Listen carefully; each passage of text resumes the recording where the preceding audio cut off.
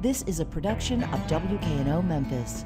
Production funding for Behind the Headlines is made possible in part by the WKNO Production Fund, the WKNO Endowment Fund, and by viewers like you.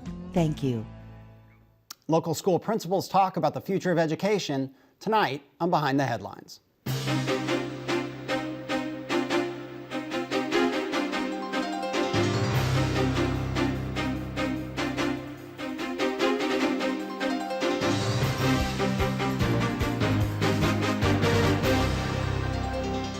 I'm Eric Barnes, publisher of the Memphis Daily News. Thanks for joining us. We are joined tonight by three educators.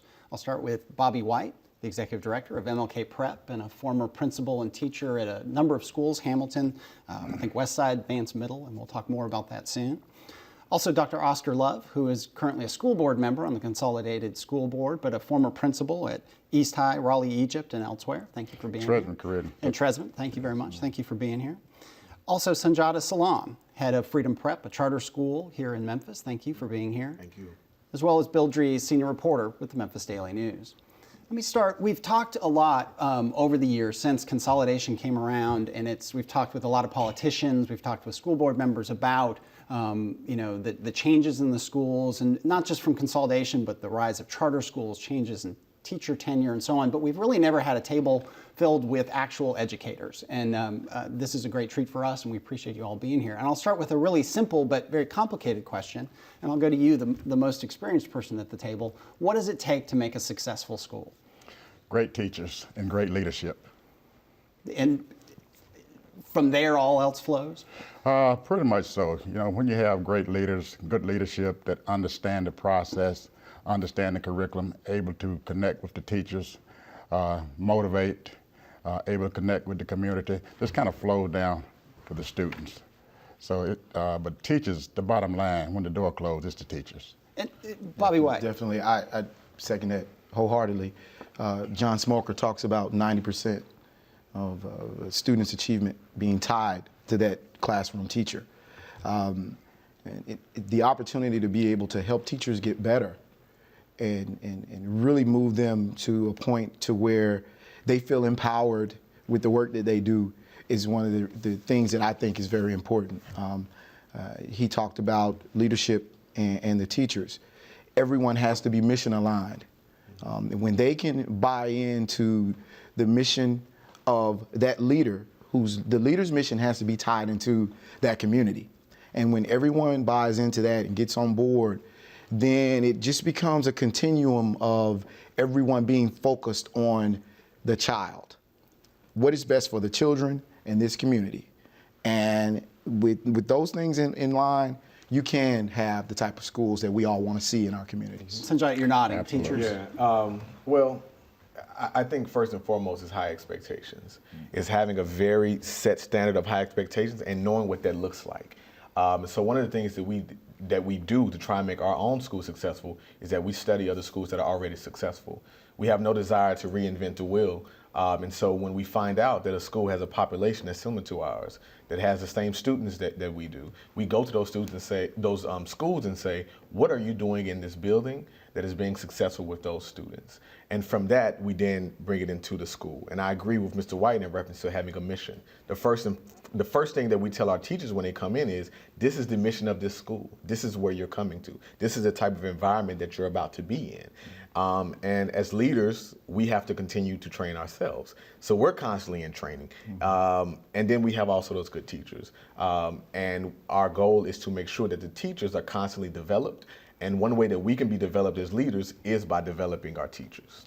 What about parental involvement? And I've heard principals talk before about that's another key, that if you don't have parents involved, then there's only so much you can do because you only have those kids a big part of the day, but not the whole day. And I think a number of charter schools have had a model where they really demand a lot from the parents who want to have their kids in charter schools. I mentioned charter schools, I'll go with you, although you also, Bobby, run a charter school now.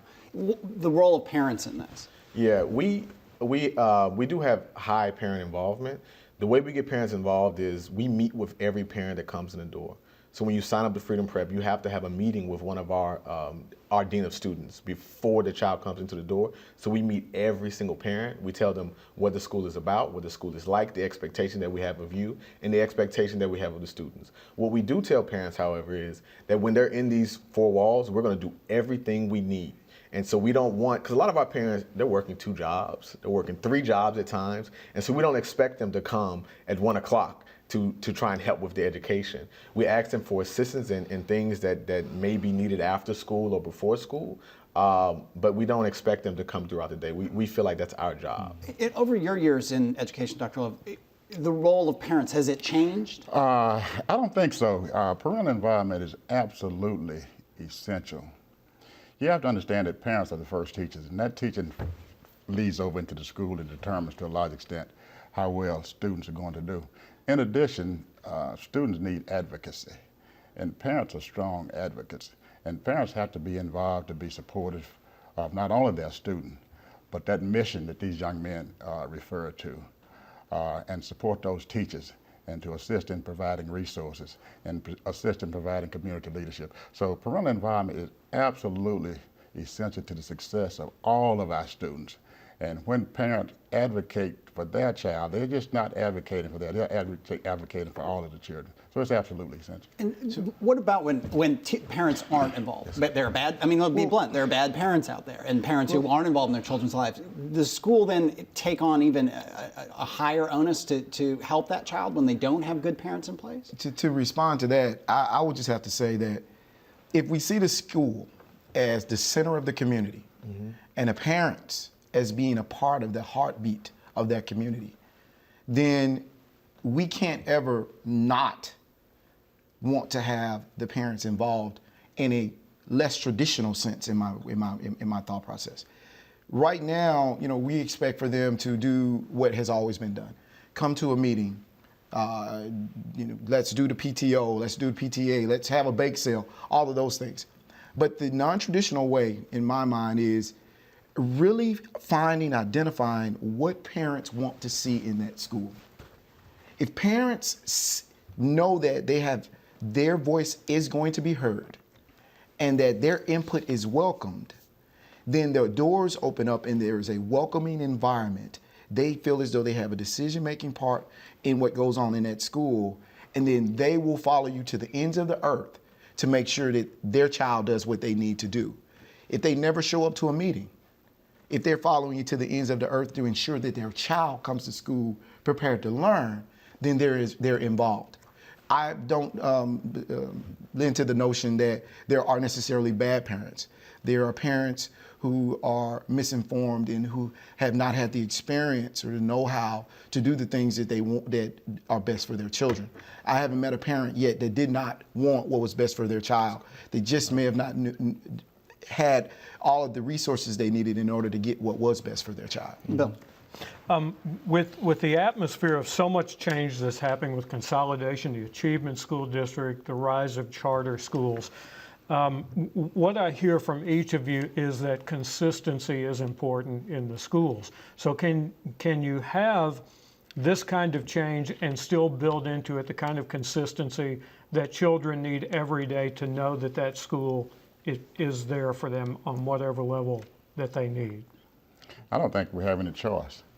I think it's going to be a challenging process anytime you're moving the frontier, but you have to build in consistency, and you have to find ways to connect all of the stakeholders, get everybody to the table to see that vision that these young men refer to, and understand this enterprise of education, because the school education is a community enterprise, and that is a business that support all the other institutions in the community. And if those institutions are going to be successful, that consistency that you refer to, we don't have any choice but to build it in. Sunjata and Bobby, I would imagine that some parents at the outset look at your institutions and go, okay, this is going to be something different. Sunjata, you said it great. You're not looking to reinvent the wheel here. Correct. In what you're doing. So talk to me a bit about consistency and how it coexists with this kind of change. Yeah, and this kind of goes back to the question concerning parents. we try and create systems inside of our school that if the worst happens, if the parent doesn't come to a meeting, if the parent doesn't come here, that there's a system that allows for consistency throughout the school. So for instance, we shake hands with every kid that comes in the door every morning. No matter what happens with any merger, we're gonna shake hands with kids that come in the door every morning. We check their homework every morning. No matter what happens with anything, we're gonna check their homework in the morning. And so we have consistency and structures that are set up through the school day that will continue to be set up there in the school, no matter what happens outside of the school. And that is so that so the kids can see, look, this is happening out here, but it's the same thing here. It's freedom prep here. It's freedom prep here every single day. Yeah, I love that, because I always say that if we came into education because of children, and if we wake up every morning to serve children, then all of the stuff that's going on around matters not. The consistency that we provide in that building, the teachers doing exactly what they need to do for each and every one of their students, the leaders supporting the teachers, the community supporting us. If we're doing that, mergers, politicians, all of that doesn't really matter. We'll get it taken care of at the grassroots level on the ground floor. How do you find consistency in a school that is not achieving and is not there for students at the level that it should be? Do you look at elements that are present in, for lack of a better term, the wreckage that's there? If you have a school that's not achieving, you probably don't have consistency, so you probably won't find it. You have to establish it. And I think what these young men talked about, those processes that they have in place and they're putting in place, is the way you establish that consistency. But it would be my suggestion that if a school is failing, one of the things that you don't have is consistency, and you won't be able to find it. And speaking of failing schools, and we should probably establish a little bit of, define better let's start with you. You've been in the city school system, ran the schools I kind of mentioned at the top of the show. You've established a charter school that will be MLK Prep that is opening 14-15. 14-15. Will that be part of the Achievement School District focused on? It will. Okay. So why is the charter model? You've been in the, traditional school system. Now you're going into a charter model. What are the advantages of that? So a good school is a good school regardless of what district, private, public, whatever. A good school is a good school. The advantages that I see within the charter model are just the amount of autonomy. It's just the amount of autonomy that the principal has. You are in charge of everything from, the way you, interestingly enough, the way you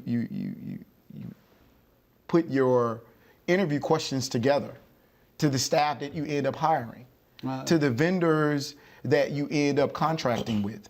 All of these this is your responsibility. And if you're good at what you do, and we all, if you're an educator and you're an administrator, you have this bit of a chip on your shoulder about, I'm good at what I do. And if I could just do it my way, then I would be able to reach the children and help the community the way that I want to. So again, it's just the autonomy and the freedom to do the things that you need to do without being up under an umbrella, if you will, in order to do what's best for the children that you serve. And your charter school, Freedom Prep, is what, 3 years now, I think, in existence? Fourth year. It's 6th through 8th, and you're adding grades up to high school over the next, and then you're opening another charter school that will be part of the Achievement School District. Correct. Is that correct? That's So people understand, because this wave of charter schools, we talk about it as if it were one thing, but it's actually a few things. There are charter schools within, going after the failing schools. There are charter schools that have been around for a while. For you, what does a charter school mean? I would have to agree with Mr. White that when it comes to autonomy, charter schools do have autonomy to create curriculums that can better meet the students that they are reaching, as well as creating a behavioral system that will be beneficial to the students that they are having in the classroom. Now, when it comes to, there are some charter schools that are phasing in.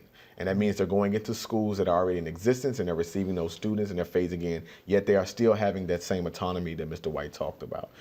Our school initially was not a phase-in, which means that, we had to recruit students. We had to say, this is a place that you want your child to go. We had to go and hit the streets. And I have to give honors to Ms. Webb, who's our executive director. She was going door to door. She was hitting the streets saying, this is the type of school we're having. This is what we want to do. Trust us with your child. Trust us with your child. And so charter schools do come with a lot more autonomy. But with that autonomy comes a lot of times a lot more work that you have to do because you have the freedom to do that work. But there's phase-in. Our schools that we're opening up, which will be an elementary school, will be a phase-in school, which means that we're going into a school that's already in existence. I got you. And Yeah. Dr. Love, look, there are people, and I don't know where you stand on this, but there are people on the school board and there are people higher up in education who have been opposed to charter schools. They felt like it was, taking money out of the school system. There was real resistance on the part of some folks. Do you think that resistance was justified? I mean, it seems now it's inevitable, but was that resistance to charter schools justified? Well, probably in some ways, probably because the money followed the child. And that's just a fact. That's just the way it is. But as Mr. White indicated, a good school is a good school. And we are all trying to do the same thing, is educate the children to better our community. Bill? On the school board, of course, makes policies. As a principal who's worked at a school level, are there some things that you've seen in the charter schools in the ASD that you think will translate to what we now call conventional public schools here in Memphis and Shelby County? I think they're well structured, and I think the autonomy. See, in the old MCS, principals had a lot of autonomy, and I think autonomy is absolutely essential to the success of schools. So I think that's one thing that can translate. But again, a good school is a good school, and we all want the same thing for our children in the community. Yeah, and Go ahead. Well, Go ahead. I just think that the wave of ed reform and everything that's going on in our city, it leads to all of us sitting at the table and it not being about unified district, ASD, private, it being about what is best for children. Right. And then we all can partner and share best practices. What's working at your school, as he spoke earlier, what's working at your school? Regardless of who's actually, what district or what umbrella you're under, but what's working? Let's share these best practices and let's have great schools throughout our city for all children. You also compete, and we certainly saw this the first year of the Achievement School District and with charter schools as well. All of these different tiers are competing for the best teachers as well. I mean, there is a competition. You know, all of the players seem to know this teacher is doing such and such at this school. Let's see if we can get him or her to come to our school. You know? Yes. I mean, when it comes to having different businesses and then having employees in that business, of course, there's going to be some competition. But what I will say is that what we're looking for in a charter school for our teachers, at least at Freedom Prep, because all charter schools aren't the same, also. So, but what we're looking for at Freedom Prep is a type of teacher, because we have longer hours. We have longer school years. And so there may be a wonderful teacher who's not used to that, who we say, not a good fit. The first thing that Mr. White mentioned was someone who was mission aligned. So we're looking for people who's mission aligned. If you're the best teacher in the world, but if your mission, if I ask you a question, do you think all kids can get to college, and you say, maybe some of them, then you're not a right fit at Freedom Prep. And I mean, that's just the bottom line. We do have what we're looking for. Sometimes it does mean that there's competition between schools, but we are looking for something very particular. It's interesting, the notion of you talk about competition among teachers and the hiring, and you talked about the interview process and how different that can be when you're at a charter school. Some of that comes from changes at the state level that I think some of the general public don't realize happen because we've had such a focus on consolidation, that the rules about seniority, tenure, hiring and firing of teachers have changed dramatically within the traditional system, but especially then within the charters. And so you've been a teacher, Bobby White, Yes. and you've been an assistant principal and a principal in the traditional school system. Were there times, without naming names, of just utter frustration on your part where you couldn't you were stuck with teachers that you didn't want, that you knew weren't good, but you were stuck with them? Well, I think that we as administrators, we understand that there is a process when it comes to the evaluation process for teachers. And every teacher is evaluated on an equal basis. And if there is a situation where someone is not the best fit for that school, then you know what the process is. The problem with that is the process has always been a little more lengthy than it needs to be. And as a result, you may have to ride it out with that person for the entire year or for a longer period than you need to. And as a result, it's hurt that group of students. And it doesn't, that's the kind of thing you hear from parents who are angry about a given school or a given school system. It's that sort of stuff. They feel like that bureaucracy is against them and their kids and their family, right? I mean, isn't that what frustrates parents, is that, my kid is stuck in this class for a year because of the bureaucracy or because of the unions. But now you have this freedom within the charter schools to make quicker decisions? Definitely, because most charters are at will. At will. Yeah. At will, and per, there still is a process. There's still due process around, Right. First of all, what are the expectations at this school? And prior to being hired, that person understands what those expectations are. Right. And, we go through the process of documenting to ensure that if things have been done where someone needs to be removed, then we just follow that process. I want to make sure I circle back around to that issue about the competition. Sure.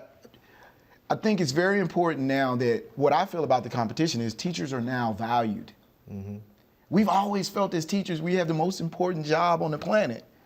And at times, we've been viewed as these overpaid babysitters who hit the summers off.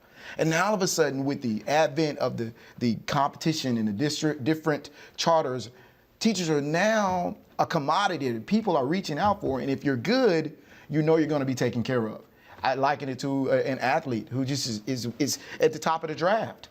Someone's going to tab you. That's a great feeling to have, as opposed to being in a profession where people just kind of dismiss you. So I love the spirit of competition now. Yeah. And if I can just add to please. that, what we're going to have to do us on the other side of the line in the regular schools is step up to the plate as school leaders and make certain that we create a culture of success and a climate of content and happiness among our teachers, and they won't want to move for higher pay, because pay is not everything now, and they won't want to leave. So we're going to take more responsibility in addressing the need of our students, addressing the needs of our teachers, to make certain we create that climate and that culture that we need to retain our teachers. And if I may say real quickly, in reference to the competition, another thing that happens that isn't often talked about is that I may have a teacher and I say, you know what, we're full of that position, you're wonderful, and then I call Mr. White and say, there's a science teacher who we just interviewed who I think is wonderful. Do you have that opening? And send them that way. So that happens, that probably happens more, that does happen more than the sort of cutthroat, got to get you, got to make sure I have you. That happens much more than that happens. Yeah. Mm-hmm. Dr. Love, I'm interested in kind of what you've seen as a school board member, and how that lines up with how you thought the process worked when you were a principal. Is it pretty much what you thought it was at the level of setting policies, or is it kind of... Well, I have principals, sometimes we get kind of whiny. So I have a greater appreciation for the work of school boards. Now, it's really challenging work. It's work that needs to be thought out because it impacts a lot of lives. So I have a tremendous amount of respect for the work the school boards do. And I didn't bring that to the table. I didn't. We have just a few minutes left, and this is a big issue, but I just want to touch on it because, again, just a couple minutes left. The Common Core standards, a set of standards that we probably haven't talked about enough on the show because we've talked so much about mergers and consolidation and so on. How will the Common Core affect the school system? And who wants to take that? And this is the new set of standards coming down from the federal government that are, people remember No Child Left Behind. This is, I don't know, in shorthand, kind of the replacement for those kind of top level. So who wants to take that question? What does Common Core mean in Memphis? I think it's going to mean a lot to our students. It's going to mean a lot to our teachers. At the end of the day, it's going to produce greater students because there's going to be a level of higher expectation. It's going to require that our teachers have more training and better training. It's going to require that we have different resources and better resources, and it's going to get our students prepared at an earlier age to deal with the content. So I think Common Core standards are going to be very, very beneficial to all of our students in the district. Go ahead. Yeah, and to be able to have a standard that we're teaching to that is national, I think is a key. Is huge. Our students, the population is so transient in many parts of our city and in our country as well. And when a student goes from one place to the other, and the learning is so different, then they may be behind here and then ahead here. That's not fair to the child. So now that we have a common set of standards that we're all going to be teaching by, from ground up, I just think it's going to be invaluable to all of the students. Yeah. And I think that is absolutely certain, because I had an opportunity to work for the military for a long time, and what we had was a single standard. And it didn't matter what military school you attended, you got the exact same training, and you were able to go wherever to meet the needs of that organization. So I see the same thing. Sanjay. Yeah, I think there's a layered conversation to this. There's one about the pros and the cons of having a Common Core, but not to dwell or get into that. With what is coming and us looking at what is actually coming, we're excited about it because it's going to push our students even more. And it's going to require them to use critical thinking skills that previous tests had not. And so we're definitely excited about it coming. And one last question, and I don't even know how to phrase this question, but one thing we haven't really talked about that much, but that when we have the politicians on, we talk about exclusively, it seems like, is money. So when we have, the county commission or the city council or whoever, we talk about money and tax rates and $1 million here, $1 million there. Other than teacher salaries, we haven't really talked about that. So does that mean that your schools have enough money? So John will laugh.